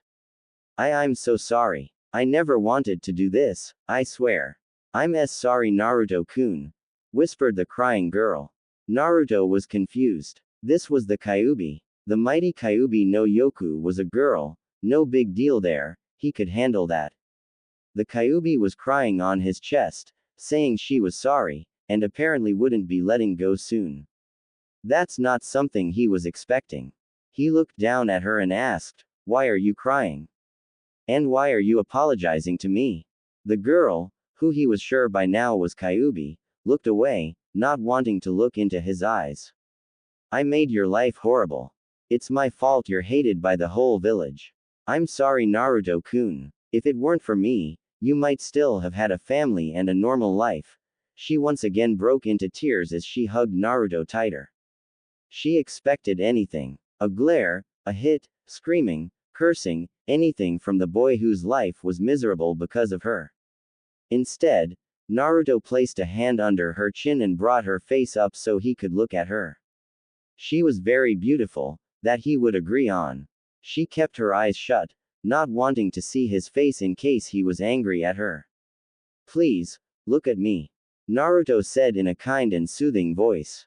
For a moment, she didn't, but she did when Naruto started rubbing her cheek affectionately. She slowly opened her eyes, showing her blood-red eyes with slitted pupils. Her eyes widened when she saw Naruto's kind and warming smile, his eyes blue and deep. She couldn't believe he wasn't even angry. Why don't you hate me? It's because of me that you're an orphan, Naruto-kun, she said. Naruto shook his head and said, I don't blame you for that. Besides, you don't look evil to me. And I'm not sure why you attacked Konoha, but I'll let you tell me when you're ready. Kyuubi nodded, happy Naruto understood. That's when she noticed a girl with platinum blonde hair with black fox ears and tail. Akio. Hi Auntie Kyuubi. Naruto's eyes widened. Now not only did the Kyuubi turn out to be a beautiful and nice fox girl, but she was an aunt. Holy shit, Naruto thought. And just as fast as he found Kyuubi in his arms, he found her in Akio's arms, both squealing in happiness. Naruto had to hold back the nosebleed on seeing two hot girls hugging and jumping. Not to mention one of them was completely, and now that she wasn't crying and curled up in a ball he could see the curves enlarge, though they weren't huge, and how her tails were wagging like crazy, while the other girl still had super tight clothes. He quickly looked away and tried to think of something different. What do I think about? How about ramen? Ramen. Ramen, ramen, ramen, ramen. Bowls of ramen seemed to appear before his eyes. Unfortunately, he heard the squeals again, causing him to look back at them, then quickly look away from staring at Kyuubi's body. Somehow, an image of a Kyuubi with ramen broth pouring down her appeared in his head. He could already see the broth fall from a bowl floating over her, pouring the delicious liquid over her face and neck, her erect, down to her luscious womanly. Stop. Don't think about that, Naruto. It's no good, I'm turning into Kakashi-sensei. What do I do? What do I do? What do I do? Naruto-kun, are you alright? Asked Kyuubi, a little worried over her container. Naruto nodded his head quickly and said, just a little hungry. Where are we anyway? Kyuubi shrugged, though she still looked at Naruto with some worry. I believe it's your mind. It's simply like this because you never changed it. Naruto nodded and closed his eyes while concentrating. Soon he felt a small wind blow through his hair and opened his eyes to find a giant lake in front of him. There were great forests surrounding it with a bunch red rosebushes near the pond. It was also night time and there was a full moon on the sky reflecting off of the surface of the lake, now to mention there wasn't a cloud in the sky. Kyuubi and Akio gasped at the beauty of the place. Naruto was pretty good with his imagination when he wanted to be can that be counted as a pun? Kyuubi turned to Naruto, obviously amazed. It's beautiful, Naruto-kun. Naruto scratched the back of his head in embarrassment. Yeah, I guess it is. It's actually the first thing that popped into my head. End flashback. As Naruto walked to the gates, he realized someone was following him. He looked a little to the left, but found nobody behind him. He sniffed the air and smiled. Cinnamon buns. Hinata. He thought. He kept walking for a little longer, until he disappeared in a black blur. Hinata looked everywhere, but couldn't see him. Hi, Hinata. Someone whispered behind her. She jumped and spun around to find blue eyes staring at her own lavender orbs. She realized she couldn't move her breath, and apparently, so did Naruto. Hinata. Breath. Please, unless you want me to. That's when he thought of it. Quote. I'll have to perform mouth to mouth. Gasp. Bonk. Naruto found Hinata's frail and small body in his chest in an instant. He smiled and picked her up bridal style. As soon as he had her in his arms, Hinata snuggled closer to Naruto's chest and smelled his scent. Naruto chuckled and started roof jumping to the grounds where Kurenai's team usually practiced in. As Kiba and Shino finished their spar, Naruto appeared and asked, "Where's Kurenai-sensei?" "Get away from her, baka!" shouted Kiba. He was about to punch Naruto, but Naruto dodged by leaning back and Akio shooting from his head to bite Kiba on the nose. He screamed, until Akio placed her paws on his lips and closed them shut. "There is no need for you to start being loud, Kiba-san. You might wake up Hinata-chan, and I don't think Naruto-sama would want you disturbing his future mate." Akio said. Barked. Kiba just growled and spit Akio out of his mouth, although she gracefully landed on all fours before beginning to growl at Kiba. "Beat it. This is alpha business, pup," Kiba said in the canine language. I don't give a if foxes and dogs understand each other or not, this is my fanfic." "Agreed. Now, get thee out of here and go find a better mate, cuz Hinata-chan will never be your mate." Akio all but howled at the boy. Kiba was red with anger and looked at Naruto before saying, "Naruto, get you bitch and get the hell away from my mate." The whole world seemed to become cold and dark in an instant as Naruto's eyes were covered by the shadows of his hair. He leaned in and whispered in Kiba's ear one word, a word that held huge amounts of fear. "Run." Before Kiba could ask what was wrong, he heard the horrible sound of a mad fox. He slowly turned around to find Akio now almost twice as tall as him. And like Naruto told him, he ran as fast as his hands and feet could take him, as a giant Akio ran after him. "Kami has no wrath like an angry vixen scorned," Naruto murmured to no one in particular. Akamaru trotted up to Naruto and asked, "Will Kiba be okay?"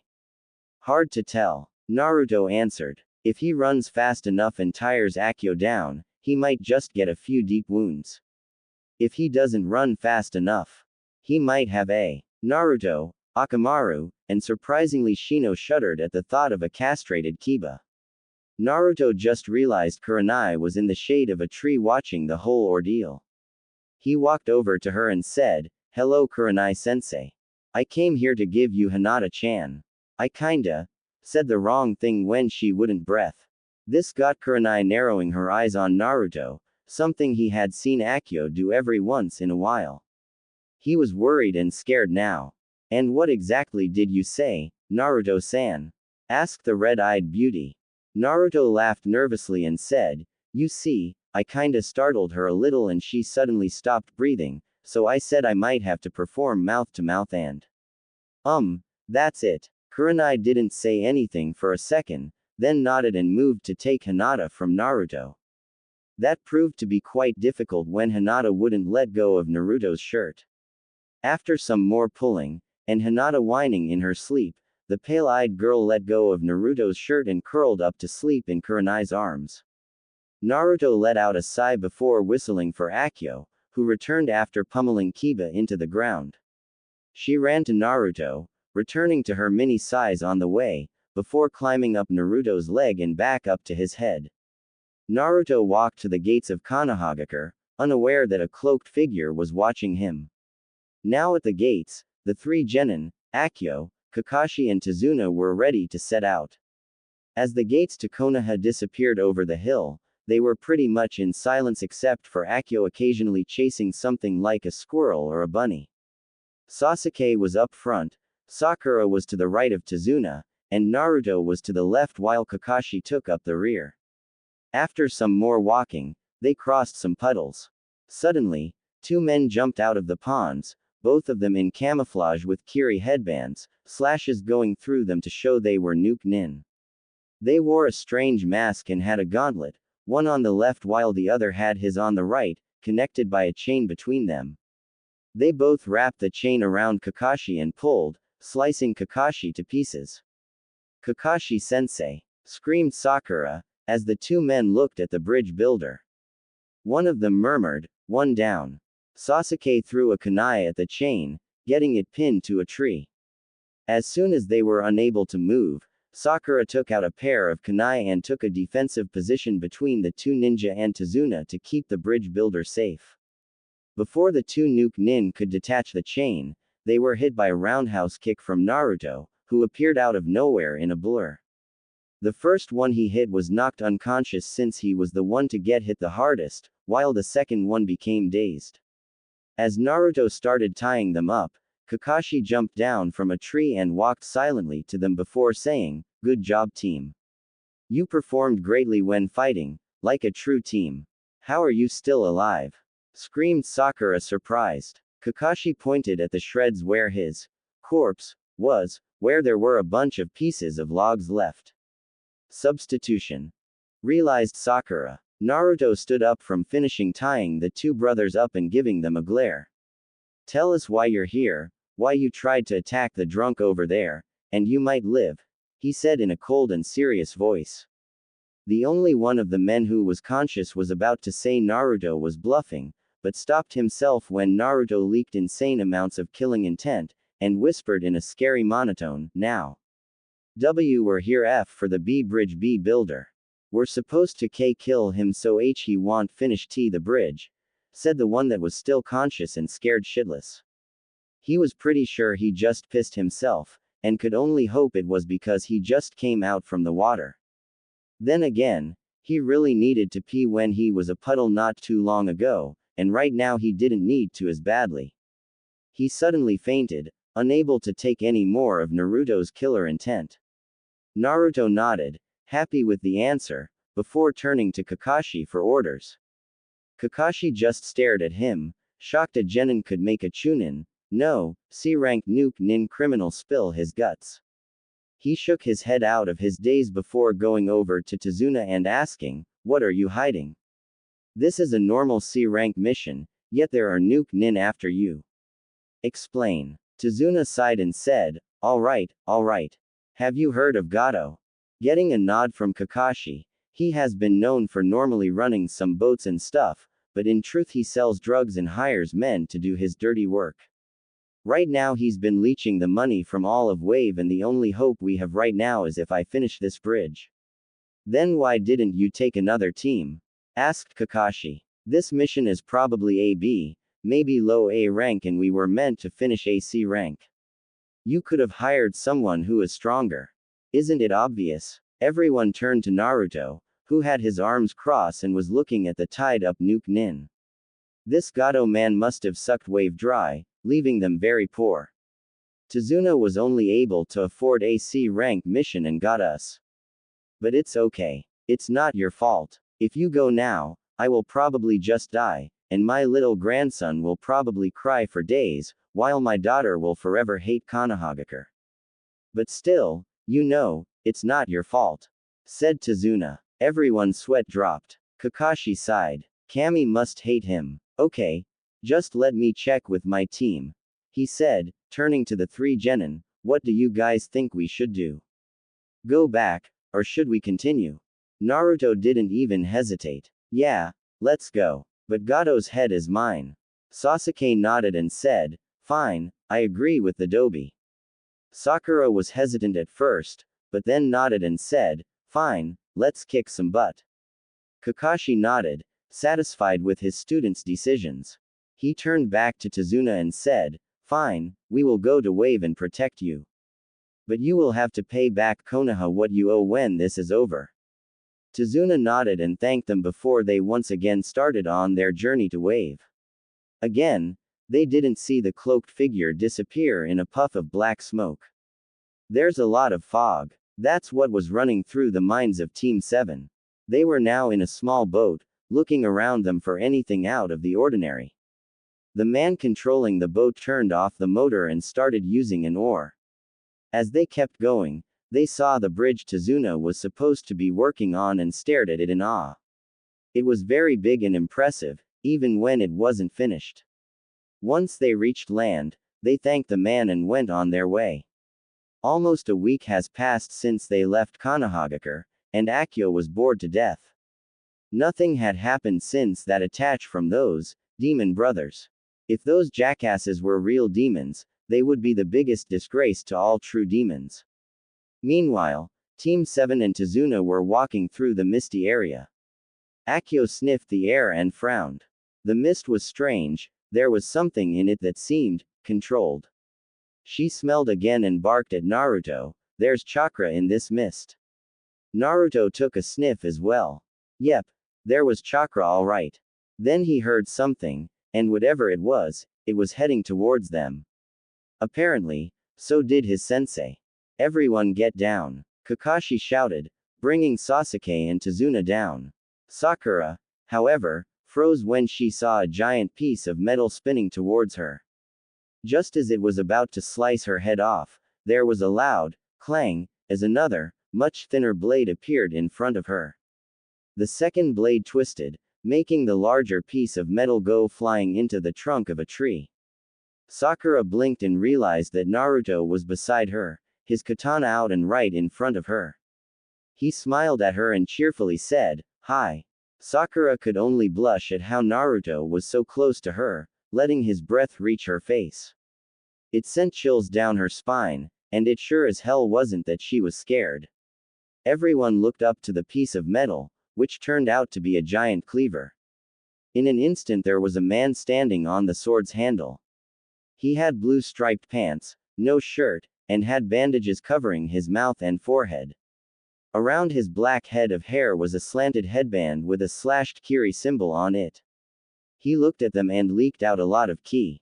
The bridge builder and two of the genin were paralyzed by fear while the third one, along with his partner, leaked out a bit of his own ki which countered that of the man's.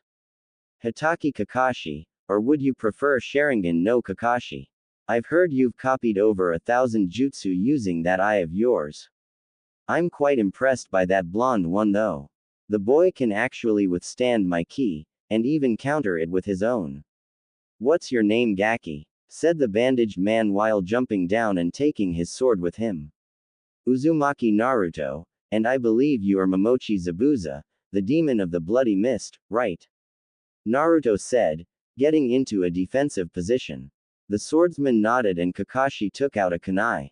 Naruto, protect the Tazuna and leave Zabuza to me. Hi. Naruto disappeared and now stood in front of Tazuna, Akio by his side after growing as tall as he was. Sasuke was the next to shake out of his shock and take a defensive position next to Tazuna, Sakura not far behind. Zabuza looked at them and said, "Just look at you. Kids playing ninja. How unfortunate for you to die here and now." When he said this, Sasuke was about to charge but Naruto said, "Sasuke, stay put. He's trying to get you angry. And is succeeding." He mentally added. Zabuza turned his attention to Kakashi and said calmly, "Listen, how about I make this simpler for you? Give me the bridge builder so I can kill him and you live. Or you can fight me, die, then I kill the bridge builder. Your choice." Naruto was the one to answer with a smile and a simple, "Thanks, but no thanks." Akio barking next to him to show her approval, though it sounded huge and scary now that she was a giant. The three genin were impressed when Kakashi and Zabuza started battling, even if they couldn't see much with the fog Zabuza summoned up using a jutsu.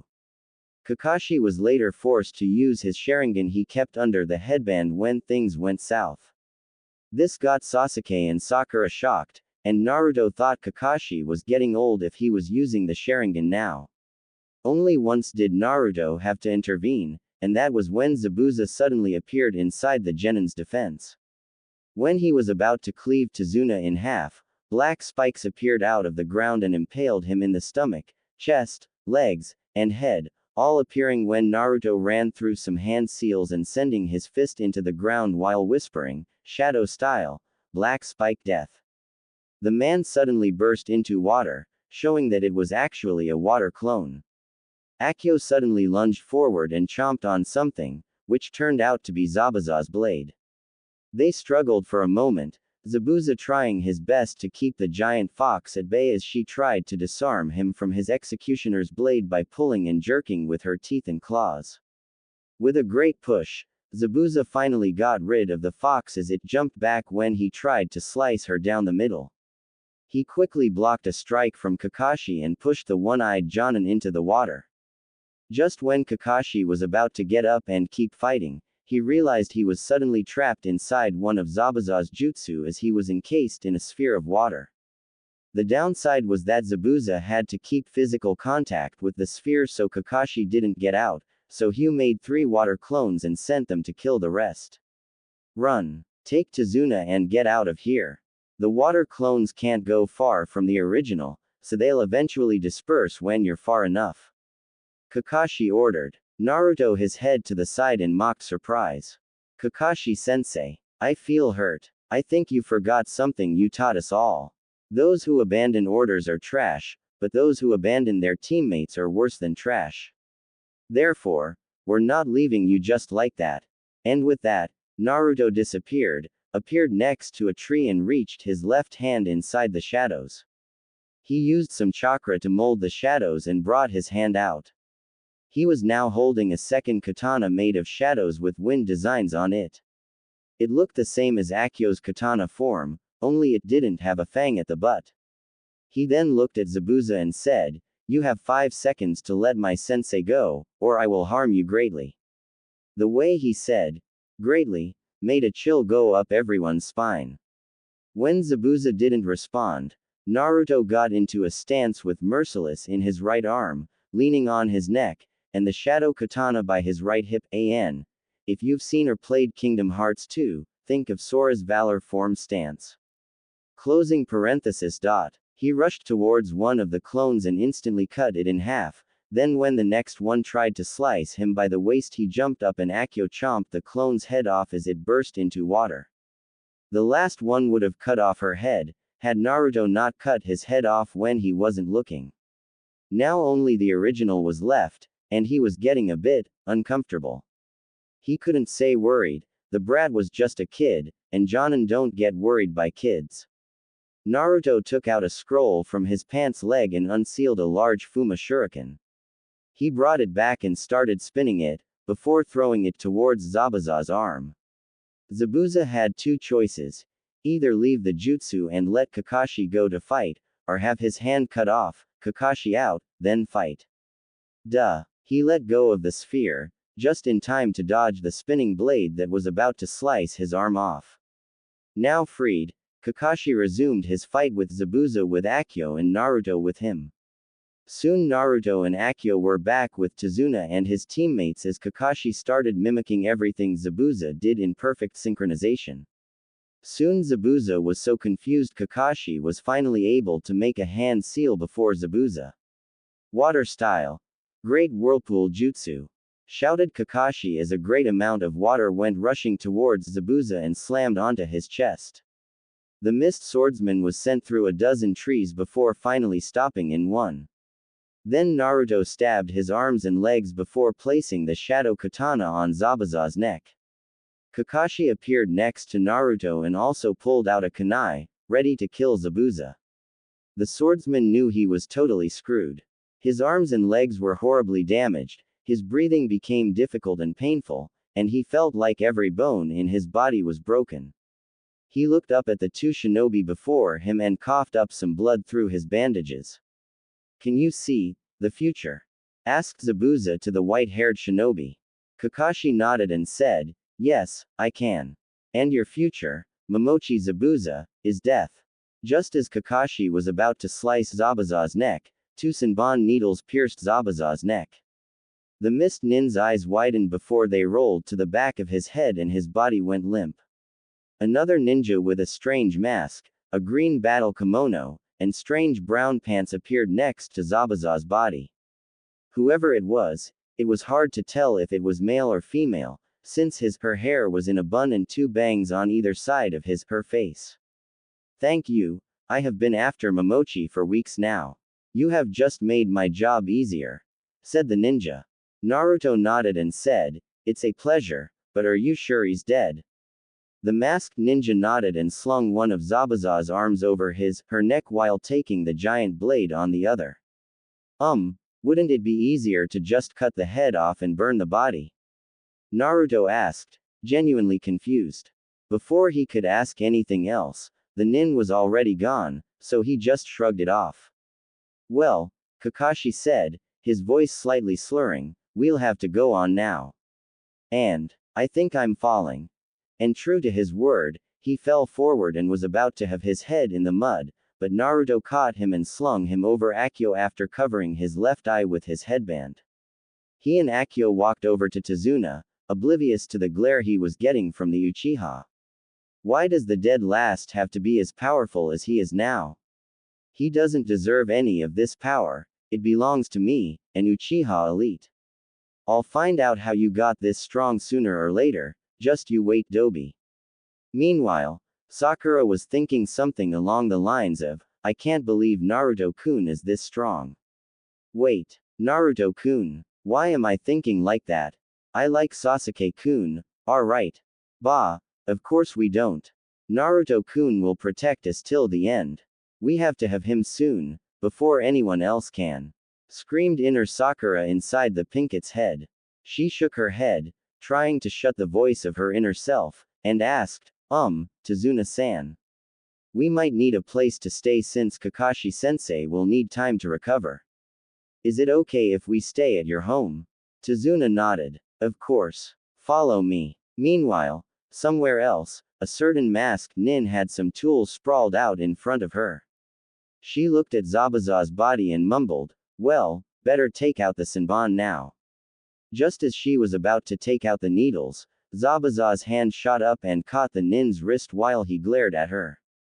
Ah, Haku, you really like putting me in that death state, don't you?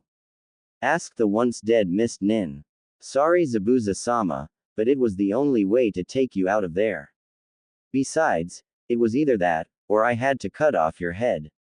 And if you don't realize it, you need your head to live and think. Pa, just hurry up to the base, we need to get ready as soon as possible. And take that damn mask off.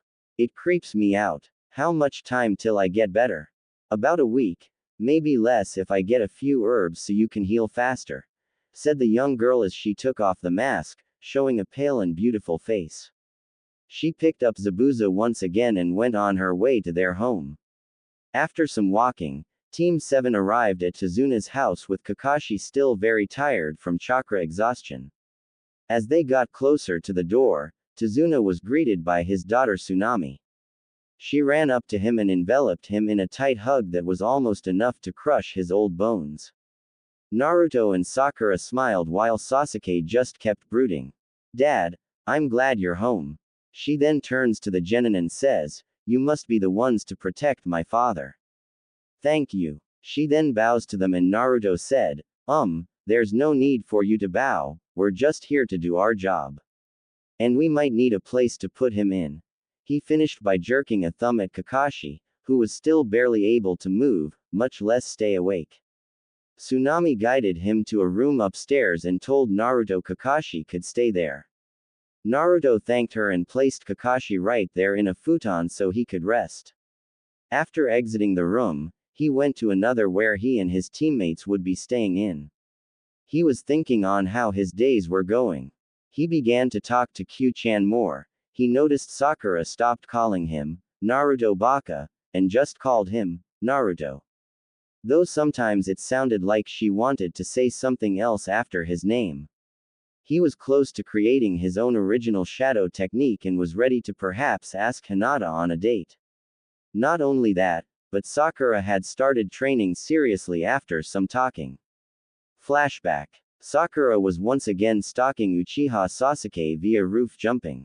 She was proud of herself for not being caught by one of the members of the Uchiha clan. What she didn't know was that the Uchiha was always too busy brooding to even notice a fly buzzing in his hair if it ever happened. As Sasuke entered the Uchiha district, still his legally, Sakura had no choice but to stop her pursuit and go home. On her way to her house, she could have sworn she saw something in the shadows heading towards a training ground. Curiosity getting the best of her, she ran towards said training ground and watched as a shadow literally came out and walked towards the middle of the clearing. Slowly it started gaining color, its hair the last thing to change back. Before there stood Naruto and Akio. Akio then jumped from Naruto's head and growled something at Naruto, who started on stretching. After doing so, the blonde then made a single cross-shaped hand sign and in an instant, without a single puff of smoke, there appeared an army of blondes in front of the original.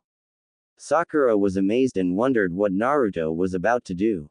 She saw him give out orders, but was still too far away to hear. When Naruto was done talking, all the clones took out the exact same katana from their backs, the kanji for merciless, on both sides, and they all took up a fighting stance. Naruto also took out his own and mirrored the clones. Then it was quiet. Nobody made a sound, and the only thing Sakura could hear was her own heartbeat and her breathing. Then, as if a switch was activated, all the Naruto clones charged at Naruto. The real one started hacking and slicing all the clones that came to him from all directions and angles. Sakura was even more surprised. Even from here, she could hear the sound of metal against metal every time Naruto parried and blocked a sword aimed at him. It was a clear sign that these weren't regular clones since normal ones were mere illusions. They had no scent, they made no sound, and they always needed a person to control them. These were attacking the original with independent thought, they made sounds, the weapons they had were real, and they also seemed to be performing some jutsu using the shadows every now and then. In about half an hour, there stood only Naruto, slightly panting and looking over what his clones just gave him. He had a good guard, but there were still a few weaknesses and some openings he had to work on. As he sat down to rest, Akio went up to him and said, "Naruto-sama, the pink-haired girl is watching us. Should I take care of her?" "No," Naruto spoke back, "leave her alone. Maybe I can make her train a little." With that thought, his body seemed to sink into a black and inky pool as he slowly melted into the shadows. Sakura was startled, not sure where he went, before she heard breathing behind her, along with what sounded like a dog panting. She slowly turned around and met cerulean blue eyes and a smile from the blonde she had just been, observing. He looked at her as if joking around and asked, "Enjoying the show?" Sakura couldn't help the blush that was spreading across her face. Naruto chuckled and asked, "So how's your training been, Sakura-san? You getting any better?" Sakura opened her mouth to reply, but nothing came out. Mainly because there was nothing to say. She suddenly forgot why she ever even became a kunoichi in the first place. She shook her head and looked at the ground in shame. "Sorry, Naruto. I haven't really been training at all. And besides, all I do is ask Sasuke-kun for a date, but he ignores me completely." Naruto nodded and asked, "Do you still want to be a kunoichi?" Sakura nodded and said, "Yeah. I came this far, and I'm not backing out." Naruto nodded, seemingly happy with the girl's answer. He took out a small slip of paper and said, "Channel some of your chakra into this, then we can determine your chakra affinity." Doing so, the paper turned soggy and wet in an instant. She smiles, knowing what it meant. "Looks like I have water." "Cool," she exclaimed happily. Naruto nodded. "Come on, let's start your training." Flashback end. Ever since then, Sakura had been working hard to become a strong kunoichi. She wasn't over her crush, but she was no longer obsessed with him either. Outside, the same cloaked figure was perched on a tree looking through a window to see the blonde boy his little sister has been speaking very highly of. A few strands of platinum blonde hair could be seen sticking out of his black hood. He chuckled lightly. "I came here looking for my sister and I find her with a blonde ninja. What have you got here? Perhaps he really is a potential mate like you said, Nei-chan."